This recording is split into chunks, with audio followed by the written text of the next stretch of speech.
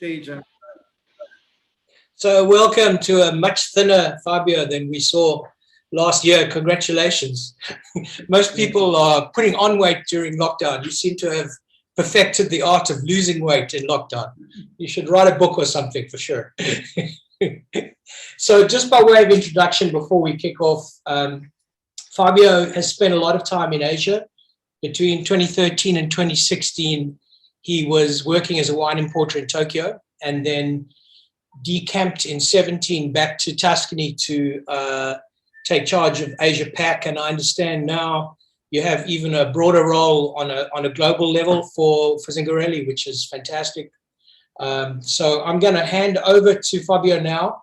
And maybe, guys, if you have the glassware, to do the first three side by side, because they're all different grades of Chianti. So the Sant'Alfonso, then the Chianti Classico Zingarelli, and then the Reserve Fizzano Gran Selezione. Pardon my fantastic Italian pronunciation. So over to you, Fabio. Thank you very much, Robert. Thank you, Lou, too, for organizing this tasting. And thank you for everybody for participating. I'm very honored to be here introducing our wine to you. Briefly introduction of the winery. We are Rocca delle Macie. We are in the Chianti Classico, in the area between Florence and Siena. The company has been established in 1973 by my grandfather, that he was first a movie producers. And after the success of some movie, especially in the Italian, that still today are the most successful ones, he moved to the production of wines. In the years we had so many going through, and the last years we have a major focus on the quality-oriented production. Say so very quickly, and so now my uncle, first son of my grandfather, is running the company along with my cousins and me. So it's third generation moving up a little bit. Today we present four Chianti Classico actually, but the first three, we start with the two single vineyard and one that is our flagship wine. So the first wine that is proposed to you is the Sant'Alfonso, that it's a single vineyard. We have a 4 estate here in the Chianti Classico. Sant'Alfonso is one of these. So we have this wine that it's a 100% Sangiovese. It's our first 100% Sangiovese that was first produced in 1980. The peculiarity of this wine is the terroir, that it's mostly 90% clay, so very difficult to work on it, but it can give a lot of power and a lot of expression for the Sangiovese grapes.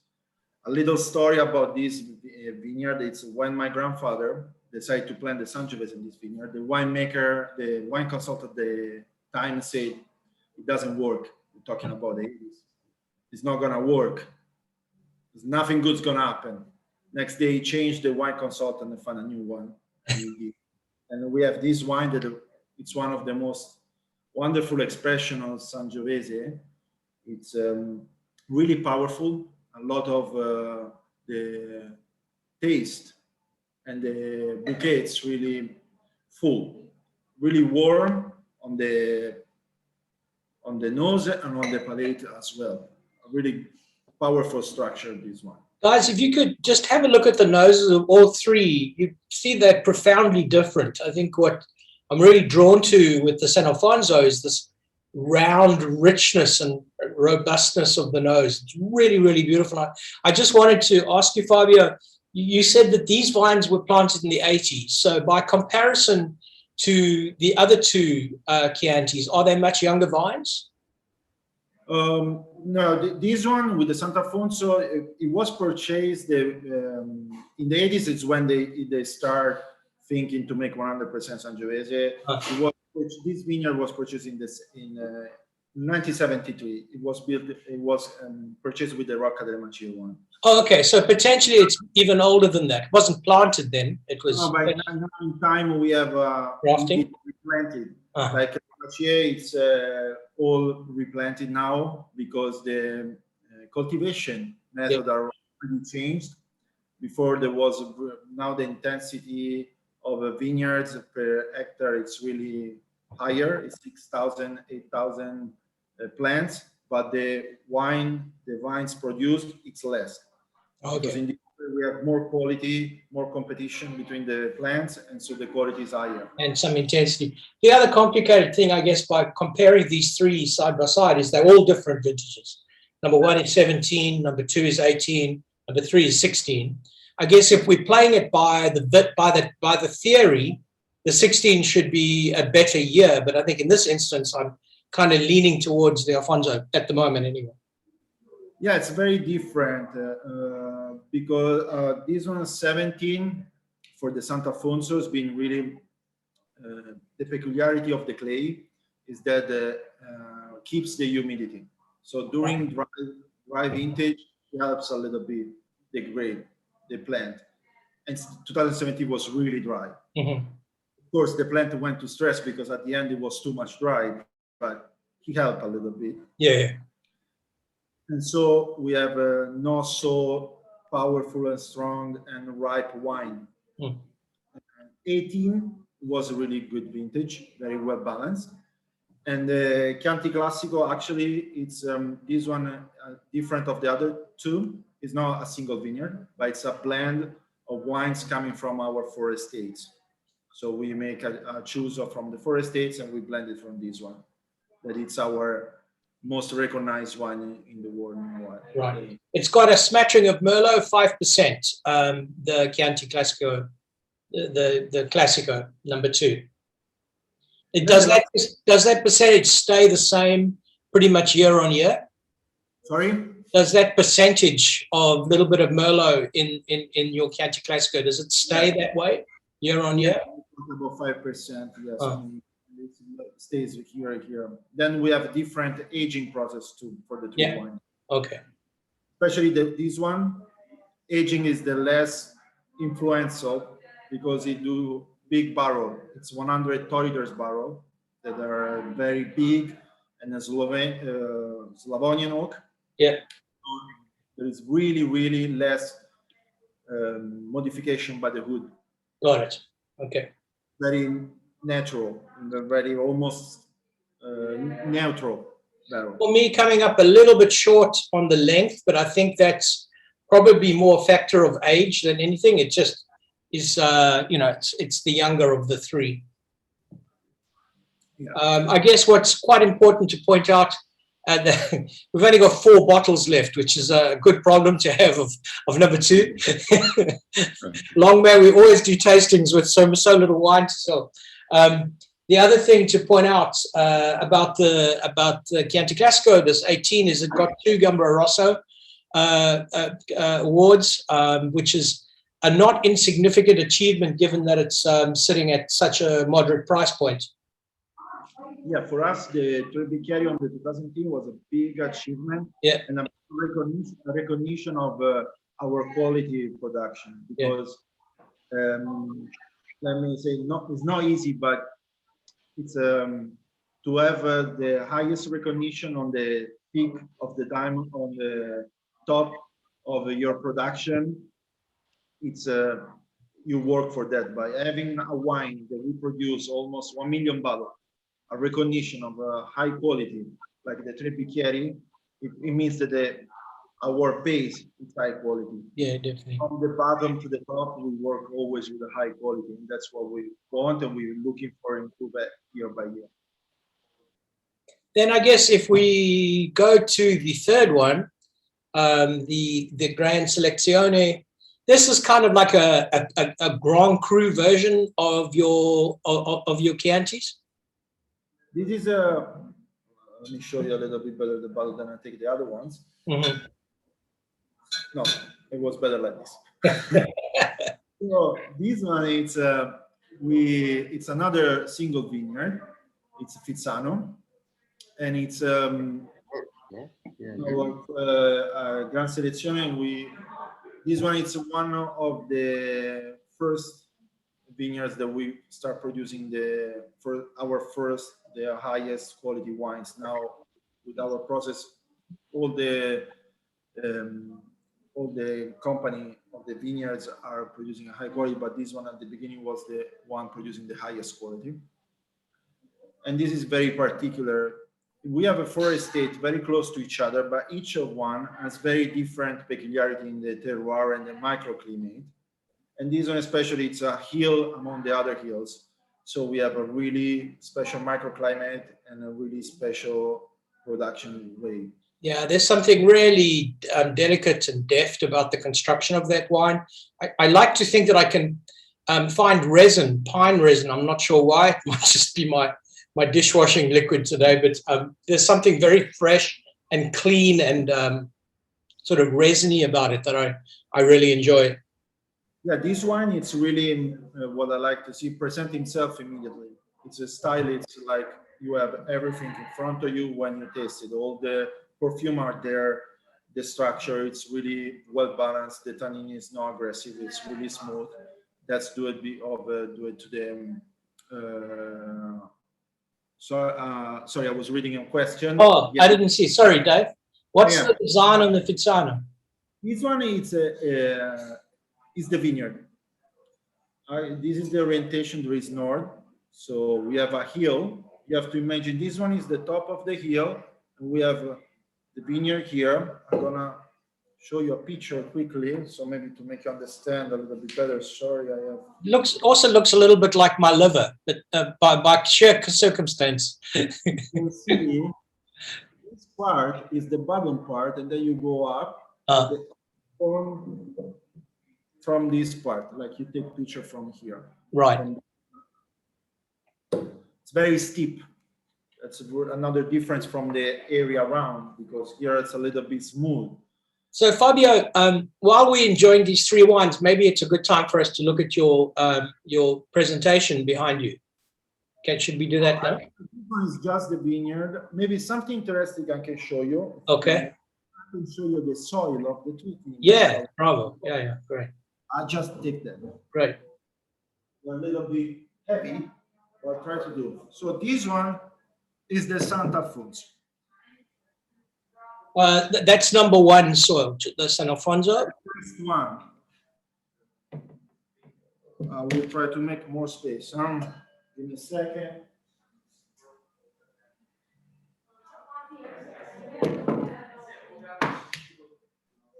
I don't know if you can see well. So this one, it's clay. You can Right. see it's living on the fingers. Mostly clay. This one is the Macie one, that it's a very mixture. And this one is the Fizzano one, that it's more like, we call it like kind of the beach. Okay, like sandy. Like sandy skeleton, not so many organic components inside. This one has more components, and this one is the clay one. The richest, yeah. So, I mean, there's always that notion in winemaking, I suppose, that the more the vines battle, the lower the yield and the higher the intensity. You're kind of experiencing that intensity in the Gran Selezione. It also, I think the winning shot for me in number 3 is the texture. It's just, the tannins are so delicate and so finely pointed. They really are very beautiful and worthy of the much higher price point. Maybe you can explain for the guys the importance of the Red Rooster as a definer of Chianti. For me, it represented a hockey stick in quality and repositioning of Chianti in the world markets. So it's quite an important thing for people to look for. Absolutely. The Black Rooster means for the Chianti Classico from the Chianti. We are in the region of Chianti, and this is getting a little bit tricky, so I try to be, even when you explain to people in Italian speaking the same language. Yeah. And I know it's very confusing abroad, because why one is Chianti and Chianti Classico? That's a purchasing names when they make the split. In 1713, the people reigning in Florence, they made a declaration, says the area described between Florence and Siena was the area for the producing of the wine called Chianti. In time, this area, and that's the first certificate like of DOCG in the world. the area and time get spread. They start producing the wine called Chianti in other areas as well. At the beginning of the century, in the 50s of the last century, 1950, people start saying the Chianti was divided in different area, sub-area, was only one denomination under different areas. And the historical one was called Chianti Classico.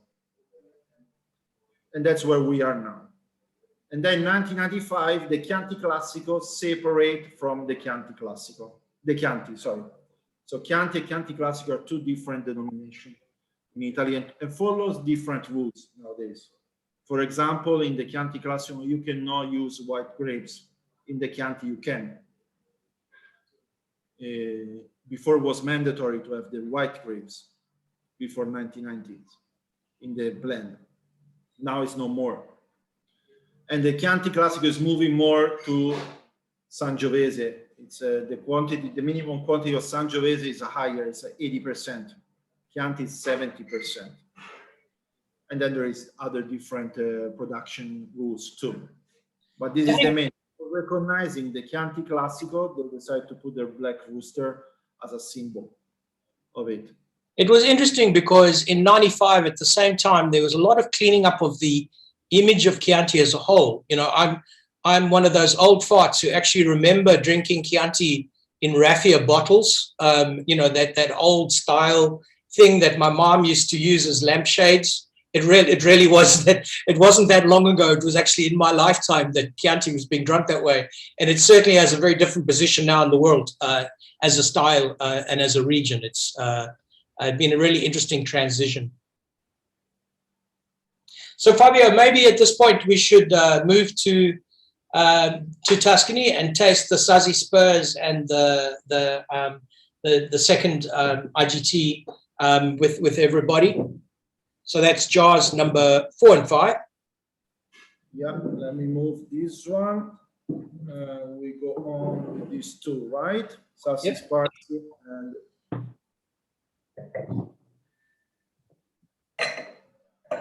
okay, I move to. Oh, yeah. There's a question from Don Luigi asking if you could please explain the definition of Gran Selezione before we leave for Tuscany. We're gonna come back to, but yes, Gran Selezione was number 3. An introduction. Yes, yeah. We have two today. We have the Riserva di Fizzano, and later, so if you can see because the camera, and later we're gonna try the Sergio Zingarelli too. Right. This wine. This is the 2 Gran Selezione. Gran Selezione is a denomination. It's a category. Sorry, it's a denomination of Chianti Classico introduced in 2014. By the way, the first vintage available for Gran Selezione was 2010. And it has been decided after many years to make this introduction to improve the image of the quality of the Chianti Classico area. Because in times, there is 2 factors. In times, we had always to fight with the Chianti image. That's the biggest image, and always do it to culture, movie, to influence. If you think of old movies, American production, always see the Chianti as the image was always dragging down, was not considered a quality product.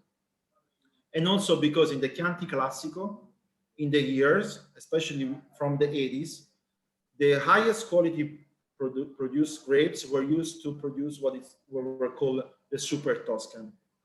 That actually the Sergio Gioveto is an example. So it's an IGT wine with a high quality. And for distinguish from other IGT, for the American market, it was created this name called Super Toscan, but in the substance, it doesn't mean anything because IGT can be anything. And Super Toscan is just a like a name given. There is no certification to be Super Toscan or not. And because most of these were using Sangiovese, say, we have such a high quality nowadays. Our denomination move a lot to quality oriented. So let's do it. the Gran Selezione, introduced this one, and we are the first science now only denomination that introduced another category on the top of the pyramid production, quality pyramid production, and not on the bottom. Okay. Yeah. Just one second. Yeah. The highest, the best expression of the Piemonte area, the Barolo, is a Barolo. The best expression of, if you think any great expression of like Franciacorta is a Franciacorta. In Toscana, the best expression of Chianti Classico is an IGT. It's not Chianti Classico. It was. Now it's the Gran Selezione. Okay. Shall we move to number 4 and 5 now? Yes. Okay. So one is Cabernet Merlot, the Sassi Sparsi, 60% Cabernet, the rest Merlot. And the other is 80% Sanjo and the rest Cabernet and Merlot. So quite different in style and approach. Quite different area production. Here we are in the Bolgheri area, so we are near the coast, north part of Tuscany. Bolgheri area, of course, everybody associate with the Sassi. Yeah. We know. But this one is very different. If you imagine a structure like that kind of wine, we are completely different. We are going more easy in the meaning of a young, a little bit fresh approach. No big structure, a lot of wood, a lot of oak, a lot of barrique work. No, more simple, short aging, little refining bottles, and very fresh. Not so fresh as it can be like a Chianti, but a nice structure, a nice tannin, and nice. Yeah, certainly not a Chianti in style and charisma, right? That saltiness, that freshness of the Cabernet with the ripeness of the Merlot really play well together. It's a terrific expression of that blend. Absolutely. And also it's 2015, right? Which is a glorious vintage. It's a miracle we still have much of this. That's Lou's clever buying that managed to get us more of that stock. This is a really interesting time to be looking at it. Oh, sorry, am I wrong? No, I'm right. Yeah. No, it's 16, not 15. Beg your pardon. Transcription error. No, the Sassi Sparsi is the 16, and the other one is 11. Yeah. Yeah, it's really, as I said, really different style of Bolgheri as the imagination of general opinion in the market. I guess if you were to choose a favorite stepchild of these two, I think I would go for the Sangiovese. I just love that the style of the Sangiovese in that. I think it's just beautiful. 80% dominant. It's very different. Like yeah, more like Bolgheri denomination, and Bolgheri wine has been born in the 60s as a try to go to the French style.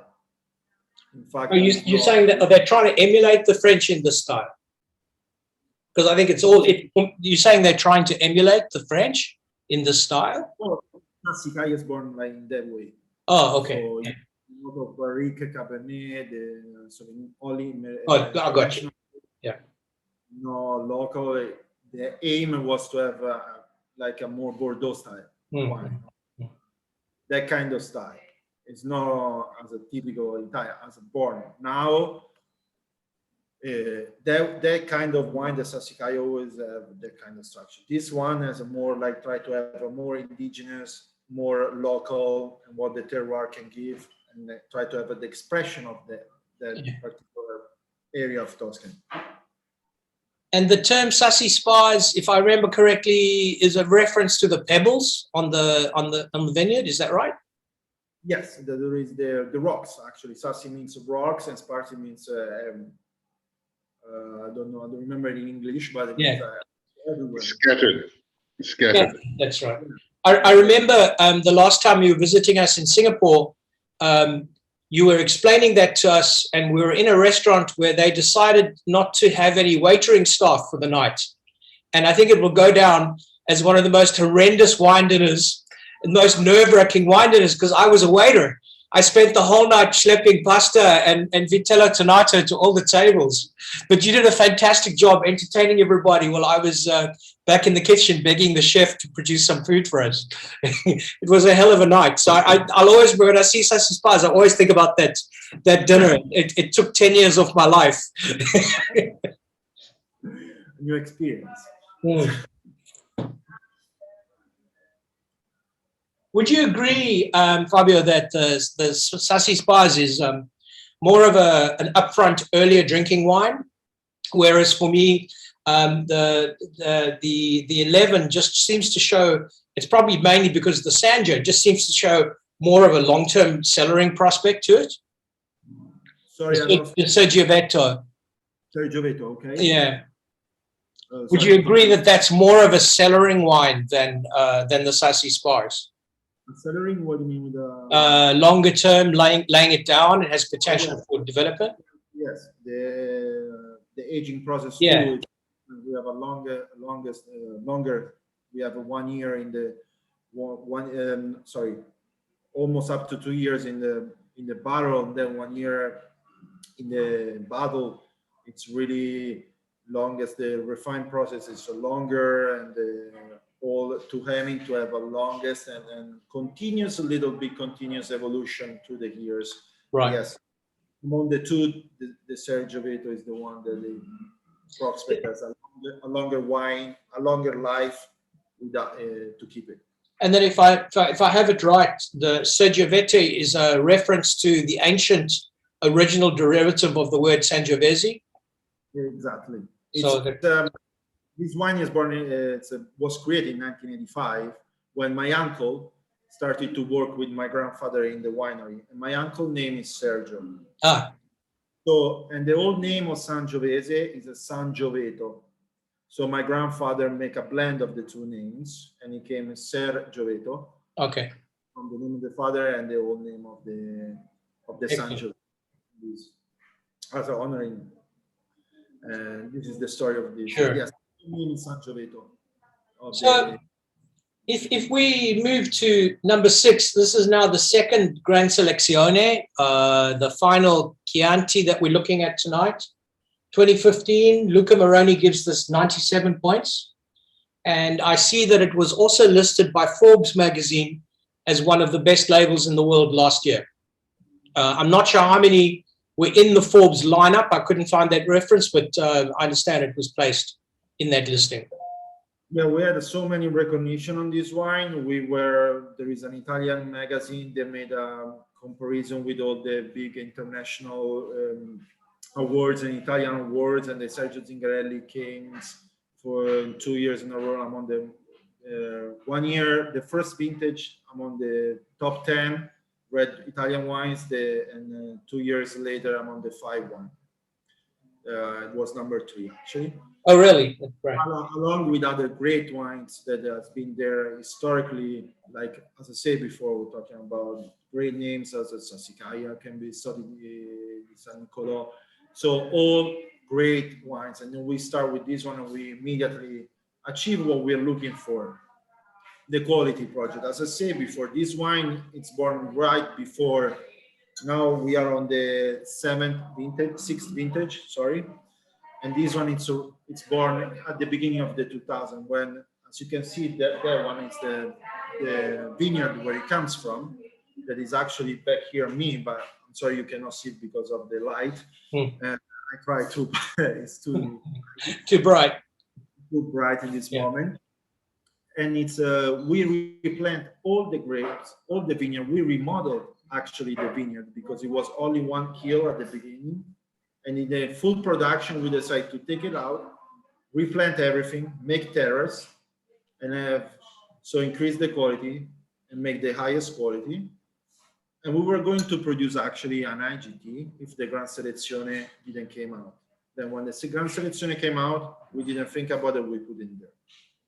And now we have a 100% Sangiovese again, that is produced here. It's another single vineyard.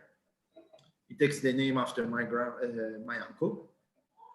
And this wine, if you remember the Fizzano, there are two Gran Selezione, but very two different styles. Gran Selezione, Fizzano, it's more immediate, like the components are there. The Sergio Zingarelli, it's more a little bit to discover. Every time you taste, every time you smell it, you find some hint, new hint, some flavor, new flavor. And I have to say though, Fabio, that I can see some parallels stylistically between the Fizzano and the Gran and the Zingarelli, just in terms of a kind of an effortless sense of style about them. And 3 and 6 definitely seem to mirror and emulate that kind of super high-end quality. It really is impressive. yeah, totally. Then we have, of course, two different expressions of the terroir. Show before it's very different. Oh, I have it here. One is this one, and the other one is this one. Maybe that's how you've been losing weight. You've been moving glass jars of spoil around the tasting room table. I'm really interested in this one, but very hard to move. So we have two, and then the microclimate. Yeah. And Fizzano, it gives a little bit more powerful grapes, the plants. And the system of Fizzano, it's really old. We're talking about the 80s. Right. Now we have a 10-year plan to replant all of it. We're talking about 35 hectares of vineyard. So we did the first 5, and now little by little we're gonna do everything. Yeah. And this one instead, it's already a lot more refined, more fine vines that comes from the Macie, from the Sergio Zingarelli vineyard. Super high-end quality in terms of the texture. Jeez, it's like, it's so smooth and it just glides on the palate. Really, really impressive. Any idea on yields per hectare on the Zingarelli by comparison to the Fizzano? That must have a bearing as well, right? Sorry, I lost you 1 second again. Yeah, sorry. Lou is shamelessly marketing you as the great grandson of the Spaghetti Western dynasty. I was just interested in the yields between the Fizzano and the Gran Selezione, the yields per acre or hectare. Yeah, so, the Fizzano is the old system. Le Macie, it's 8,000 plants per hectare. Right. And the production, it's really low. Oh, okay. Fizzano, the plants are really, there is a lot of distance among them. If you check the Fizzano vineyard, you can see that there is more than 1.5 meters among one plant and the other. So it's the old system. That's why we are replanting. Even if it's some plants are very old and they need to replant. Some are not, but the system is completely different. It was a different approach at the time. There were different rules at the time. At the same time, you couldn't do 8,000 per hectare at the time. And now, little by little, we're doing, because having a lot of plants, but picking up less grape, it's not because the reason is the quality orientation. So the main things is we do the green vineyard, what is called the green vineyard, and at the 1 month before the 1 month and a half before the harvest. So from every plant, the plant produce 5, 6 bunches, with 3, 4. So there's a fair amount of drop. Too much competition in this way. Yeah. Is not gonna produce quality. In this way, the plant focus all these mineral and things to only 2 bunches and not on 4, on 6. So there are more, the nutritions are more concentrated. At the same time, having all these grapes next to each other means that the plant has to go really deep with the roots to find the alimentation for itself. Otherwise, they all die because on the surface there is not so much. So I have to go deep when there is more mineral, more nutrition for the plants, where there is more water as well. So they have to dig deep. Fizzano, they don't dig so much deep because of the It's clay. of the old. There is not so many plants, 4,000 plants per hectare, so half of it. Well, are there any questions from anybody before we let Fabio go and have some pasta? Yes, I have a question. Yeah. Can you hear me? Yeah, Jacob. Yeah. Good, thanks. Thank you very much for arranging this. I have a question regarding the Chianti Classico Riserva versus the Gran Selezione. Because as far as I understand, the Riserva, you have to age that for 2 years before you release it, and with some time in oak. That's the, as far as I understand it, is the regulation. But then when you go to the Gran Selezione, it's 2.5 years, but then they don't have any regulation that you have to use oak. The regulation, yeah, it's the 3 steps are what it's called annata. For example, the red label is what we call annata, the vintage one, the riserva, and the Gran Selezione. Yeah. First of all, there is the organoleptic parameter. Every wine in the Chianti Classico has to be tasted by a panel of experts that says that the organoleptic are good for that one, and they can be Chianti Classico Riserva, Gran Selezione. Everyone is different. The aging, it's 10 months after the harvest? The time, yeah, the harvest, the time of the harvest is calculating the 1st of January after the year of the harvest, because of course the harvest is not a certain date. So 2019, the time of aging starts from 1st January 2020. Okay. So this one is just 10 months, can be anywhere. And the Riserva, it's at least 24 months of aging. It means that the grape has to be, the wines has to be aged for 24 months.